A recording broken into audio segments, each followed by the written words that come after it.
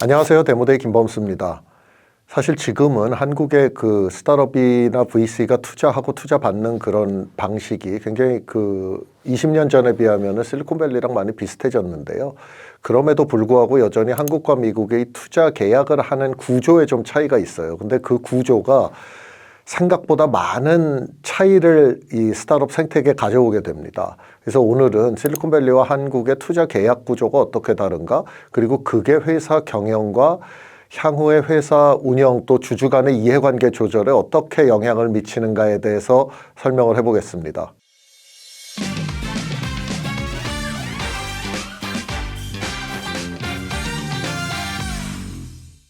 네, 먼저 한국의 투자 계약은 이런 식으로 이루어지죠. 제가 이제 손으로 저 개발세발 그렸는데 여러분 다 이해하실 거라고 생각하고요. 이제 한국의 투자 계약은 기본적으로는 투자자 개수만큼 계약서가 생기는 그런 구조입니다. 그래서 첫 번째 VC한테 VC1한테 투자를 받으실 때 계약서를 그 VC1과 회사가 1대1로 체결을 하고요. 그 다음에 VC2한테 투자를 받으실 때 또 계약서, 두 번째 계약서를 또 이렇게 하고, 이게 지금 1대 N의 구조로 계약서가 생기게 돼 있어요. 그래서 여러분이 VC한테 20군데 그 투자를 받으시면은 일단은 여러분은 회사가 그 20개의 계약서를 모두 그 개별 투자자와 서명을 하게 됩니다. 근데 이렇게 이제 1대 N으로 계약을 하는 구조이고, 동시에 이 개별 계약서마다 이제 그 주주의 동의가 필요한 사항들이 정의가 돼 있거든요. 예를 들면 그 다음 펀딩을 받는 거라든가, 아니면 회사를 매각한다라든가, 회사에 어느 정도 금액 이상의 중요 자산을 매입 또는 매각한다라거나 여러 가지 회사의 그 경영에 큰 영향을 미칠 수 있는 사항들에 대해서는 투자자들이 사전에 동의를 받도록 만들어 놓을 수가 있거든요. 그건 미국이나 한국이나 동일한데, 이제 그거를 결정하는 구조가 한국에서는 이 개별 투자자들이 전부 사전 동의권을 갖습니다. 그래서 이렇게 돼 있기 때문에 여러분이 어떤 상황이 생기냐면은 이 사전 동의가 필요한 사항을 여러분이 결정을 하셔야 될 때는 이 VC 전체한테 동의를 받으셔야 되는 거예요. 그러니까 예를 들면 여러분이 이제 지금 많은 스타트업들이 겪고 있는 문제가 이제 호황일 때 밸류에이션이 굉장히 올라가가지고 펀딩을 받았는데 이제 그 밸류에이션을 못 지키고 더 낮은 가격에 펀딩을 받아야 되는 거예요. 그러면은 이제 그때 투자자들 동의가 다 필요하죠. 근데 그 투자자들 동의가 필요할 때 이 중에 한 투자자라도 반대를 해서 동의를 안 해주면은 여러분이 그거를 성사시킬 수가 없어요.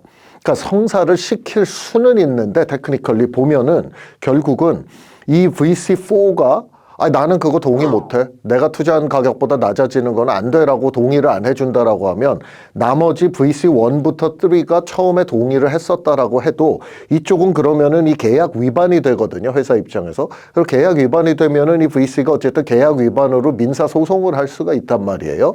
그러면은 계약서에 그렇게 서명을 해줬기 때문에 여러분이 그 민사 소송에서는 여러분이 그 불리한 위치에 놓일 가능성이 되게 많죠. 그래서 결국은 VC4가 하나 동의를 안 해준다 그러면은 VC1에서 3도 우리는 동의해주고 싶지만 모두가 동의하는 만장일치일 경우에만 동의하지 누가 한 사람이 빠지면 우리는 그거 동의 못해 라고 얘기를 하게 돼요. 왜냐하면 이쪽이 소송당할 가능성이 뻔히 있는데 계약 위반인 걸 뻔히 알면서 나머지 투자자들이 동의를 해줄 수는 없는 거거든요. 그 소송이 회사에 나쁜 영향을 미칠 수가 있으니까. 그래서 이렇게 개별 투자자와 개별 계약을 맺는 현행 한국의 구조는 기본적으로는 모두가 다 만장일치로 동의를 안 해주면 중요 사안을 결정을 할 수가 없다.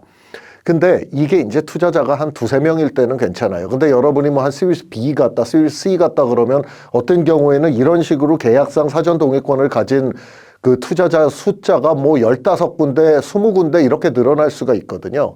그렇게 늘어날 수가 있기 때문에 그런 경우에는 여러분이 전부 20명 중에 19군데가 동의해도 나머지 한 곳이 반대하면은 나머지 19군데의 동의도 계속 유지를 할 수가 없는 거예요. 그래서 현재 지금 이렇게 계약을 하고 있는 이 구조가 한국에서 지금처럼 이제 호경기 후에 불경기가 왔다거나 아니면은 회사를 매각해야 되는데 투자자들 간의 의견이 갈린다거나 라고 할 때 기본적으로 의사결정을 굉장히 어렵게 하는 면이 있습니다. 자, 앞에서 한국의 그 스타트업이 VC한테 투자받을 때 계약 구조에 대해서 말씀을 드렸는데 그러면 실리콘밸리는 어떻게 돼 있는지 한번 제가 볼게요. 이제 실리콘밸리에서는 우리가 보통 시리즈 A, 시리즈 B 이렇게 얘기할 때 시리즈 A와 B를 계약서를 아예 따로 씁니다. 근데 계약서를 따로 쓰는데 앞에 한국에서 VC 1, 2, 3가 같은 시리즈 A에 같은 때 그 투자를 하는 그 세 개 VC가 별도의 계약서를 각자 다 따로 맺었잖아요. 근데 실리콘밸리에서는 한 장의 계약서에 VC 1, 2, 3가 전부 합의를 해서 여기에 전부 동일한 계약서에 서명을 합니다. 동일한 계약서에 서명을 하면서 여기서 시리즈 A에서 어떤 그 사전에 투자자들이 동의를 해줘야 되는 사항들 있잖아요. 그런 사항들에 대해서 어떻게 의결할 건지를 여기다가 미리 써놔요. 예를 들면 뭐 많은 경우에 우리 시리즈 A에서는 이 회사를 뭐 매각하려고 그럴 때 과반이 동의하면, 의결권으로 과반이 동의하면 나머지가 반대해도 의결된 것으로 한다. 그러니까 일종의 그 다수결 방식으로 민주주의처럼 하는 거예요. 그냥 민주주의 선거처럼. 그러니까 그렇게 되면은 주주 의결 사항이 뭐 과반으로 돼 있든 아니면은 이 시리즈 A 계약서에 여기서 그 클래스 보팅을 하는 거죠. 그래서 시리즈 A끼리 보팅을 할 때 그 의결을 할 때 뭐 과반으로 해놓을 수도 있고 60% 이상의 찬성 또는 70% 이상의 찬성. 그거는 이게 사적인 계약이니까 이게 그 펀딩을 할 때 투자자들이랑 회사랑 합의를 하면 되는 거예요.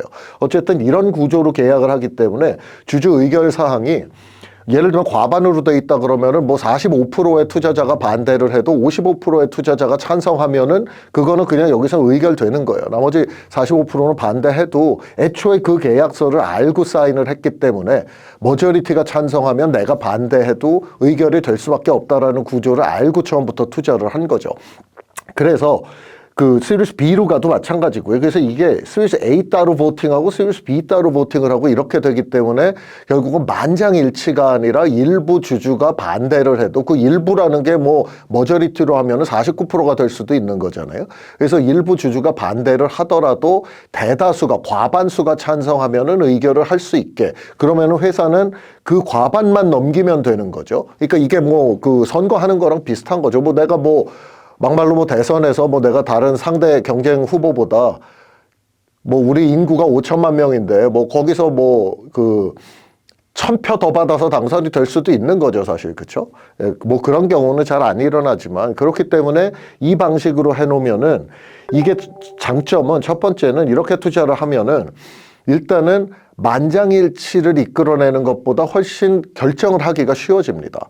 그리고 애초에 계약서에다가 전부 그런 그 의결을 이렇게 한다라는 거를 알고 다 투자를 한 거기 때문에 매번 그 어떤 거를 의결할 때마다 분쟁이 일어날 소지가 좀 적어요. 그래서 의사결정이 훨씬 빠르고 쉬워진다라는 부분, 그리고 그 의사결정이 어떻게 되는지를 모두가 애초부터 투명하게 알고 있다. 왜? 동일한 계약서에 전부 그 한꺼번에 서명을 해서 우리 간의 의사결정을 어떻게 하겠다라는 거를 정해놨기 때문에 그렇습니다. 자, 그게 하나 있고요. 의사결정이 쉬워진다. 두 번째는 이런 식으로 해놓으면은 한번 생각을 해보시면, 잠깐만, 그런데 그러면은 VC1이 내가 리드하면서 여기서 내가 전체 라운드에 51%를 투자를 했다라고 봅시다. 그러면 어떤 일이 생기냐면은 VC1은 나머지 VC2, VC3가 찬성을 하든 안 하든 자기 보팅만으로도 시리즈 A는 동의하는 걸로 만들 수가 있는 거예요. 물론 이제 그렇게 돼 있으면 51%를 얘가 투자한다 그러면은 VC2, VC3가 나중에 그 계약서 협의하는 과정에서 야, 근데 이거는 그러면 네 맘대로 되는 거 아니야? 그러니까 이 threshold를 의결하는 기준을 과반이 아니라 60%로 올리자. 그럼 너는 최소한 나나 얘 중에 한 명은 설득을 해서 동의를 얻어내야 돼. 그게 더 좋은 거 아니야? 51%네 맘대로 하는 건 좀 불공평하잖아 라고 주장을 할 수는 있어요. Anyway, 이런 식으로 짜놓으면은 투자자 입장에서 그 판에다가 판돈을 더 투자 금액을 더 늘릴 동기가 생기는 거죠. 왜냐하면 자기가 회사의 의사결정을 하는, 주요 의사결정을 하는 데 있어서 더 영향력을 늘릴 수 있으니까요.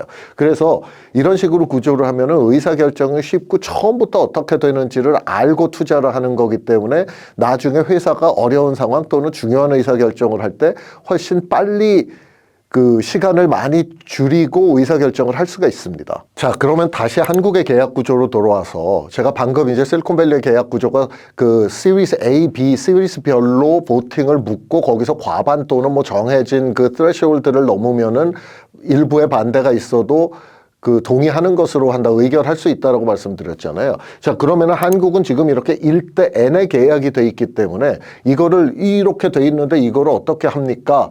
라고 질문을 할 수가 있고요. 그 다음에 한국에서는 그 주식 간의 그 권리에 차등을 두는 게 그 상법상은 제가 알기로는 어려운 걸로 알고 있어요.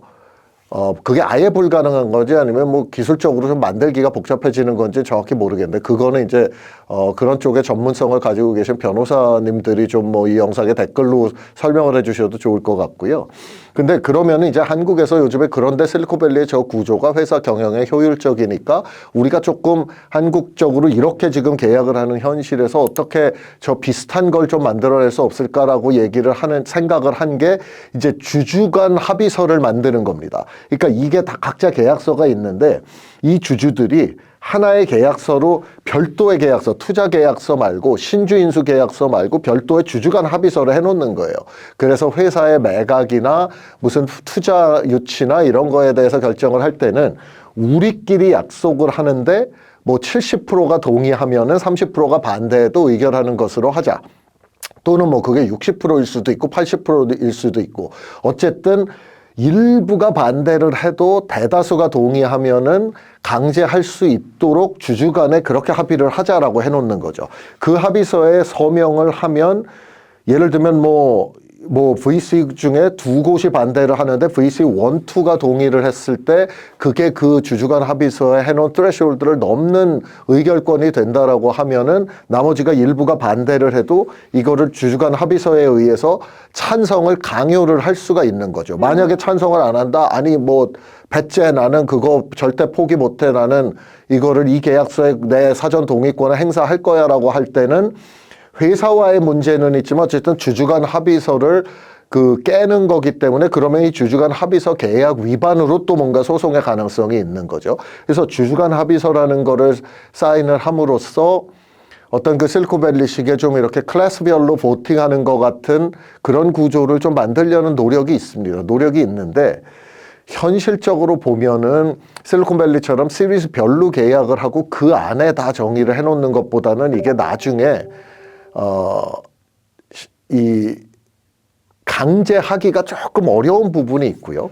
두 번째는 처음에 이제 투자를 받을 때 이렇게 되면 이게 뭐냐면 클래스별로 나뉘지가 않기 때문에 처음에 두 곳만 있을 때 여기가 주주간 합의서가 돼 있었는데 나중에 세 번째, 네 번째가 또 투자할 때 이제 라운드가 달라지겠죠. 세 번째, 네 번째가 투자할 때 이 주주간 합의서를 다 다시 동의를 해야 되는 거예요. 그 다음에 또 5번, 6번이 들어오면 그때 주주간 합의서를 또 바꿔야 돼요. 왜냐하면 주주간 합의서를 요렇게 나눠 놓으면은 얘와 얘는 그러면 어떻게 의사결정을 할 거냐를 또 합의를 해야 되거든요. 그렇기 때문에 주주간 합의서에 대한 거를 계속 모두가 들어올 때마다, 펀딩을 할 때마다 이거를 합의를 하는 걸 전제 조건으로 펀딩을 받아야 되는데, 그게 뭐 회사가 되게 갑의 위치에 있을 때, 그러니까 보통 경기 좋아질 때는 좋은 스타트업 같으면은 스타트업이 떵떵거리면서 투자 조건을 협상을 할 수 있죠. 그럴 때는 괜찮은데 이게 뭔가 좀 50대 50이라든가 좀 투자자들의 발언권이 더 세지는 경기 상황이다라고 하면은 회사 입장에서는 지금 돈 떨어져서 새로 펀딩 받아야 되는데 아니 주주간 합의서를 동의 안 해주면 못한다. 근데 새로 투자하려는 투자자가 아니 나는 그건 좀 불합리한 것 같은데 그 주주간 합의서 계약하라 그러면은 나는 이거 투자 안 할래 라고 얘기를 할 때 회사 입장에서 과연 이거 주주간 합의서를 서명을 못하면은 그럼 당신 돈을 안 받겠다 할 수 있느냐 이겁니다. 그렇죠? 그게 굉장히 어려워지거든요. 그리고 또 그때는 기존 투자자들도 자기 돈을 더 투자할 게 아닌 다음에는 근데 저 새 돈 안 들어오면은 회사가 굉장히 어렵고 망할 수도 있을 것 같은데 그러면은 주주간 합의서는 나중에 하고 일단은 돈부터 받자 이제 이렇게 되는 거죠. 근데 그러면은 돈 투자해놓고 누가 그 권리의 일부를 컴프로마이즈 하는 주주간 합의서에 서명을 하겠어요. 그게 그만큼 어려운 거거든요. 그래서 보통 이렇게 전체를 주주간 합의서로 묶을 수 있는 경우는 이제 한국에서 이제 어느 정도 펀딩을 받아서 굉장히 잘 되고 한국의 투자자들은 웬만한 데는 다 투자했어. 근데 이제 외국 자본이 들어오면서 뭐 1,000억, 2,000억, 5,000억 이렇게 투자를 하는데 그때 외국 자본 입장에서는 제가 아까 말씀드린 그 실리콘밸리 방식으로 클래스별로 보팅을 하고 투자자들 간의 이해관계가 계약서에 사전 합의되어 있는 거에 익숙한 외국 투자 자본이 이 상태로 투자를 안 하거든요. 그러니까 야 니네 이거 이렇게 합의해가지고 다 미국식으로 의사결정할 수 있게 정리해 놓지 않으면 나는 투자 못해. 이렇게 되는 거죠. 그러면은 이제 그때 이렇게 국내 투자자들이 뭐 울며 겨자 먹기라고 하면 좀 그렇지만 어쨌든 저렇게 큰 돈을 투자를 해줄 건데 우리는 저걸 못하니까 여기에 합의를 해주자 이렇게 되는 경우들이 좀 많이 있어요. 그래서 저는 사실은 가장 건강하고 이 좋은 방법은 회사의 기업 가치를 최대한 높이는 방법은 저는 어떻게든 주주간 합의서를 일상화함으로써 실리콘밸리식으로 일부가 반대를 해도 과반수 이상의 주주가 동의를 하면은 의결을 할 수 있는 방식으로 저는 구현을 해나가야 된다. 그걸 어떻게 강제를 해야 될지는 모르겠어요. 근데 그냥 지금 현재 상태로 놔두면은 여기 이미 들어가 있는 계약서의 권리를 사전동의권을 일부 포기를 시켜야 되는 상황이 올 수 있기 때문에 주주간 합의서를 매번 다 만들어낼 수 있다라고 장담하는 게 굉장히 어려운 상황이거든요. 이 영상 보시는 스타트업 창업자분들 중에도 그 투자자들 전체 간에 모두가 다 우리는 이렇게 의사결정한다라는 주주간 합의서가 들어가 있는 세이프로 투자 받으신 분들 말고 유상증자 받으신 분들 중에 그 주주간 합의서가 완벽하게 돼 있는 회사가 과연 몇 프로나 있을까요? 50%는 말도 안 되는 얘기고 저희 트랜슬링크 포트폴리오에 봐도 뭐 50%는커녕 뭐 10%도 안 되는 것 같거든요. 그래서 이게 현실적으로 굉장히 어려운데 저는 이 투자자들 간의 이해관계를 조정을 해서 대다수가 찬성하면은 계약서에 어떤 그 개별 찬성하고 그런 그 사전 동의권이 있더라도 포기를 할 수 있도록 만드는 게 저는 롱텀으로 볼 때는 회사의 기업 가치를 늘리는 데 더 도움이 된다라고 생각을 합니다. 네, 그래서 오늘 영상에서는 실리콘밸리와 한국의 투자 계약 구조가 어떻게 다른가? 그리고 실리콘밸리 방식이 왜 그 회사의 중요한 의사결정을 할 때 주주 간의 이해관계를 조정하는 데 훨씬 더 우월하고 편하고 좀 좋은 방법인지에 대해서 말씀을 드렸습니다. 이게 법적인 제도가 다른 부분은 어쩔 수가 없어요. 그 부분은 사실 법을 개정해야 되는 건 또 너무나 그 지난한 과정을 거쳐야 되는 거기 때문에 좀 어려운 부분인데 제가 오늘 이 계약 구조 말씀을 드리면서 조금 우리가 다 같이 생각해 봤으면 하는 부분은 어쨌거나 뭐 민주주의의 원칙 선거하는 거랑 똑같이 이게 뭔가 좀 다수의 투자자가 동의할 때는 일부 투자자의 의사와 다른 방향으로 결정이 돼도 그거를 동의하는 방식으로 하는 게 결국 자본주의의 성격에도 더 맞는 거 아닌가. 그거를 좀 우리가 구현을 할 수 있는 방법으로 갔으면 좋겠다라는 생각에서 오늘 말씀을 드린 거고요.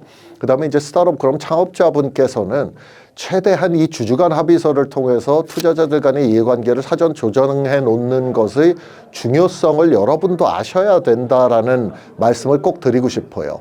그 중요성을 아셔야지만 이 여러분이 나중에 이런 주주간 합의서 같은 거를 사전에 조금 그 생각을 해서 투자 계약 같은 거를 하시면 좋거든요.